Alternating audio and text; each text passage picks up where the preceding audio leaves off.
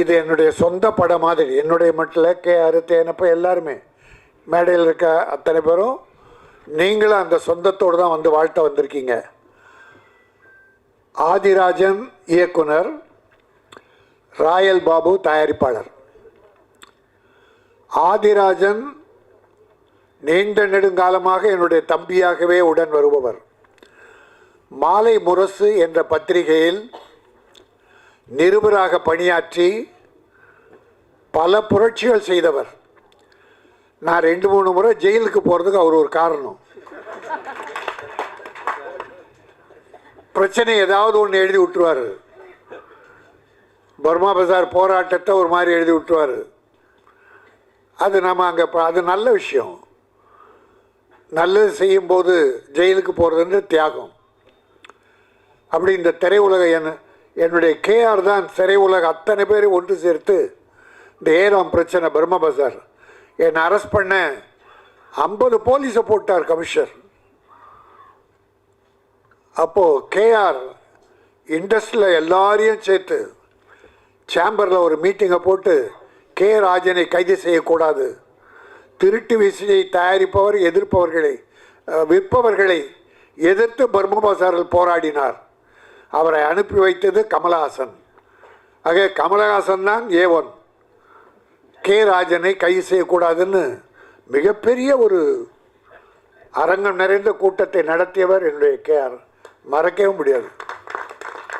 அன்றைக்கி பெரிய டிஸ்ட்ரிபியூட்டர், பெரிய ப்ரொடியூசர், பெரிய டைரக்டர். உதயகுமார் அதே மாதிரி. இப்போ எங்களுக்கெல்லாம் ஓய்வு கொடுத்துட்டு இளைஞர்கள் நிறைய பேர் வந்துக்கிட்டு இருக்காங்க. எல்லோரையும் வாழ்த்துகிறேன். தம்பி ஆதி ஒரு துணிச்சலான இயக்குனர். சிலந்தின்னு ஒரு படம் பண்ணார். சிம்பிள், வெரி சிம்பிள், செலவு கம்மி, ஆனால் சூப்பர் ஹிட் படம். எதிர்பாராத பெரிய வெற்றி. அவ்வளோ விஷயம் அதில் இருந்தது, சஸ்பென்ஸ். அந்த அப்போ தான் பார்த்தேன், என்னடா நிருபராக இருந்துக்கிட்டே அவன் என்ன பண்ணியிருக்கான், எல்லா படங்களையும் பார்க்குற வாய்ப்பு இருக்கு இல்லையா. அதில் நல்ல படங்கள் எப்படி வெற்றி பெற்றது, ஏன் இந்த படங்கள் தோல்வி அடைந்தது என்பதை ஆராய்ந்து நல்ல விஷயமாக, வெற்றி விஷயமாக குறைந்த செலவில் பண்ணி கொடுத்தான். இப்போ இந்த படத்தை கூட பார்த்தீங்கன்னா எல்லாமே நல்லா இருக்கு. சாங் சொல்ல வேண்டியதில்லை, இளையராஜா. அதுக்கு நாம் ஒன்றும் சர்டிஃபிகேட் கொடுக்க வேண்டியதில்லை. அது உலகமே பாராட்டிய ஒரு மாபெரும் இசை ஞானி.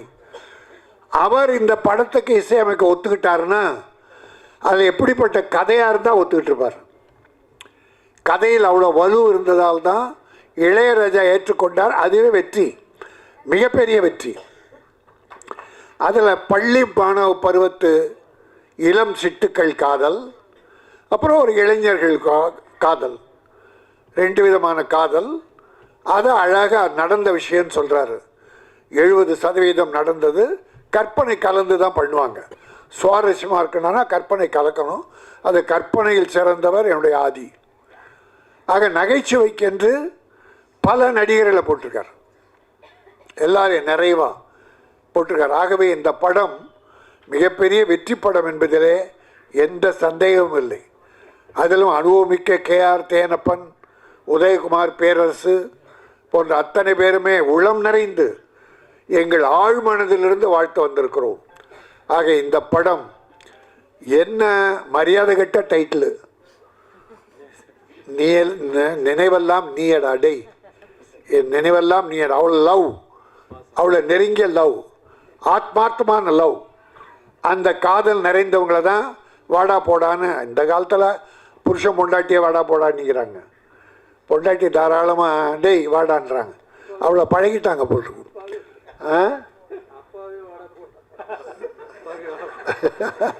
அப்பாவே வாட, அதான் மரியாதை கெட்ட காலம். சரி, நல்லா இருக்கட்டும். இது இந்த காதலுடைய அழுத்தத்தை, நெருக்கத்தை காட்டுகிற ஒரு டைட்டில், நினைவெல்லாம் நீயடா. இது மக்களின் மனதில் நினைந்து நிற்க வேண்டும். நிச்சயம் இருக்கும். ஒரு அருமையாக ரொம்ப நாளத்துக்கு அப்புறம் அந்த பிள்ளைகளை பார்க்கும்போது, இந்த லவ்வர்ஸ் 2 பசங்க பள்ளி பருவத்து பிள்ளைங்க பேசிட்டு போனாங்களே, நல்லாவும் பேசுகிறாங்க, நல்லா பேசுனாங்க. அலைகள் ஓய்வதில்லை. கார்த்திக்கும் ராதாவும் பார்த்த மாதிரி இந்த பிள்ளைகளை, இந்த படம் வெற்றி பெற்றால் அந்த பிள்ளைகளும் கூடவே வெற்றி பெறுவாங்க. அப்படி வெற்றி பெறுகிற போது உங்களை வளர்த்து விட்ட ஆதியை மறந்துடாதீங்க. தயாரிப்பாளர் கஷ்டப்பட்டு எடுத்த தயாரிப்பாளர் மறந்துடாதீங்க. ஏன்னா நன்றி என்பது பல ஹீரோக்கள்கிட்ட இல்லை. தன்னை வளர்த்து விட்ட இயக்குனரையும் தயாரிப்பாளரையும் கவனிக்காமலே இருக்கிற ஒரு நன்றி கட்ட சினிமா. அதாவது நன்றி கட்ட ஹீரோக்கள். நான் யாருன்னு சொல்ல, நன்றி உள்ளவங்களை பாராட்டுறேன், நன்றி இல்லாதவங்களை வருத்தப்படுறேன். இதே நேரத்தில் இது ராயல் பாபு அண்ட் ஆதியுடைய மேதையானதால் ஒரு ஒரு கட்டசி சினிமா உலகம் சார்ந்ததால் நடிகர் விஜய் இதுவரை ஒரு சூப்பர் ஹீரோவாக இருந்து அதிக சம்பளம் வாங்குகிற அந்த நடிகர் புதிதாக ஒரு தலைவராகி இருக்கிறார். தமிழக வெற்றி கழகம் துவங்கி இருக்கிறார். தமிழ் திரை உலகம் சார்பில் அவரை எல்லா சார்பிலும் வாழ்த்துகிறேன்.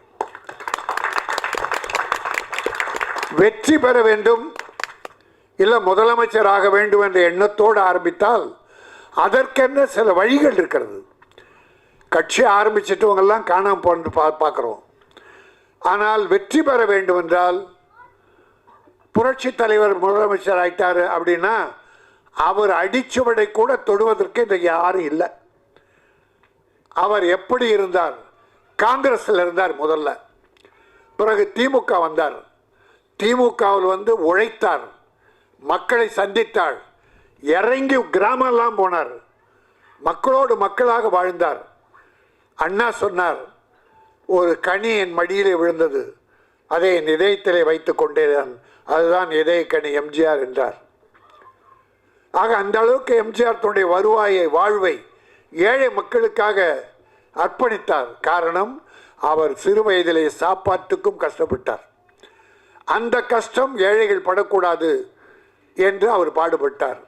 நான் தம்பி விஜய்க்கு சொல்லுவேன், நீங்கள் வெற்றி பெற வேண்டும். ஆனால் எம்ஜிஆர் செய்ததிலே ஒரு 15% அல்ல 20% தொண்டு செய்யுங்கள், இறங்கி வாருங்கள், மக்களோடு பழகுங்கள்.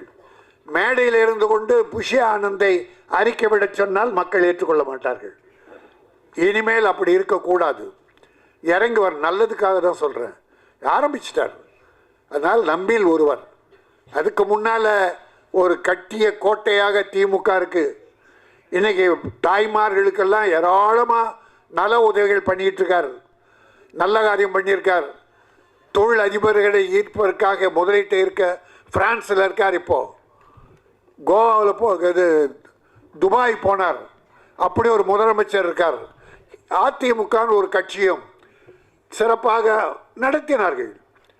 யாரையும் குறை சொல்ல முடியாது. பாரதிய ஜனதா என்று வளர துடிக்கிறது. அருமை சகோதரர் திருமாவளவன் ஒரு நல்ல தலைவர், வைகோ, சீமான், கம்யூனிஸ்டுகள் அற்புதமான கட்சிகள், காங்கிரஸ், இவ்வளோ கட்சிகள் இருக்கு. நீண்ட நெடுங்கால வரலாறு படைத்த கட்சி. இதுக்கிடையில் விஜய் ஆரம்பிச்சிருக்கீங்க, தப்பில்லை. இனிமேல் நீங்கள் எப்படி நடந்து கொள்ளப் போகிறீர்கள், என்ன கொள்கை வகுக்கப் போகிறீர்கள், மக்களிடத்தை அதை எப்படி சேர்க்கப் போகிறீர்கள் என்பதை வைத்து மக்களின் ஆதரவை பெருகினால் நீங்கள் வெற்றி பெறுவீர்கள். எல்லாம் உங்கள் கையில் தான் இனிமேல் இருக்குது. யாரையும் நம்பி விட்டுறாதீங்க, நேரடியாக வாங்க. தலைவர் காமராஜ், அம்பேத்கர், பெரியாரை படியுங்கள் என்று ஒரு அறிக்கை சொன்னீர்கள். நான் இன்னொன்றும் உங்களுக்கு சொல்லுகிறேன், பேரறிஞர் அண்ணாவை படியுங்கள், டாக்டர் கலைஞரை படியுங்கள், புரட்சி தலைவர் எம்ஜிஆரை படியுங்கள். இதையே சேர்த்து படியுங்க. மிகச்சிறந்த தலைவராக வரலாம். எல்லோரும் சார்பிலும் நம்ம யாரும் கான்ட்ரவர்சியாக பேசலை. வந்துட்டார், நம்மில் சினிமா உலகை சார்ந்தவர். அவர் நல்ல சக்ஸஸ் ஆகணும்.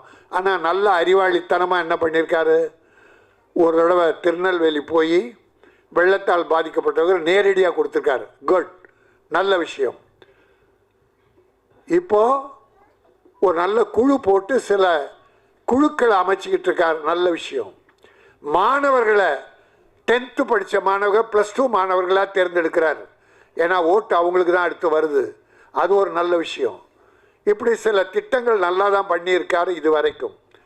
இனிமேலும் அது சிறப்பாக இருந்து மக்களோடு வாருங்கள், மக்களுக்காக வாழுங்கள். இன்னொன்று நான் வாழ்த்துறேன், 200 கோடியே இன்னும் சம்பளம் சொல்கிறாங்க. இனி நான் படம் நடிக்க மாட்டேன், 2 படத்தோடு முடிச்சேன் என்றார். அப்போ 200 கோடியே திறந்துடுறார். அப்போ மக்களுக்காக இறங்கிட்டாருன்னு அர்த்தம்.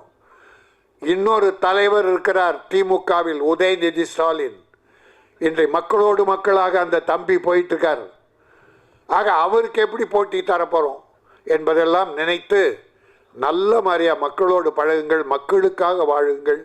மதம் இதெல்லாம் வேணாம், நமக்கு எல்லா மக்களும் நம் மக்கள் என்று எம்ஜிஆரை வழியாக சிலவற்றை தேர்ந்து செய்தாலே ஒரு வெற்றிக்கு உண்டு. இன்னும் நல்ல விஷயம், 24ல் போட்டி கிடையாதுன்ட்டார், 26ல். அப்போ பயிற்சி, உங்கள் தொண்டர்களுக்கு கம்யூனிஸ்டுக்காரங்க மாதிரி பயிற்சி கொடுங்க. கள்ள ஓட்டு போடுறதுக்கு ஒரு பெரிய பயிற்சி வேணும் சார். அரசியலுக்கு வந்துட்டால் அந்த அளவுக்கு மிகச்சிறப்பாக நடத்தி வெற்றி காண்பது உங்களிடம்தான் இருக்கிறது, மக்களிடம் இருக்கிறது என்பதை சொல்லி இந்த மேடையிலே வாழ்த்ததற்கு நான் பயன்படுத்தி கொண்டதற்காக ராயல் பாபு என்னுடைய ஆதியும் நன்றி தெரிவித்து, வாழ்த்த வந்திருக்கிற பெரியோர்களே நீங்கள் வாழ்க, வாழ்த்த அமர்ந்திருக்கிற நல்லோரே நீங்களும் வாழ்க, எல்லோரும் நெடுவூழி வாழ்க, வளம் பெற்று வாழ்க, நலம் பெற்று வாழ்க, பொருள் பெற்று வாழ்க, நல்ல புகழ் பெற்று வாழ்க. நன்றி, வணக்கம். இந்த படம் நினைவெல்லாம் நீடா மிகப்பெரிய வெற்றி பெற்று ஆதிக்கும் ப்ரொடியூசருக்கும் பெரிய வாழ்க்கை தர வேண்டும். நடித்த கலைஞர்கள், தொழில்நுட்ப கலைஞர்கள் அத்தனை பேரையும் வாழ வைக்க வேண்டும் என கூறி விடைபெறுகிறேன். நன்றி, வணக்கம்.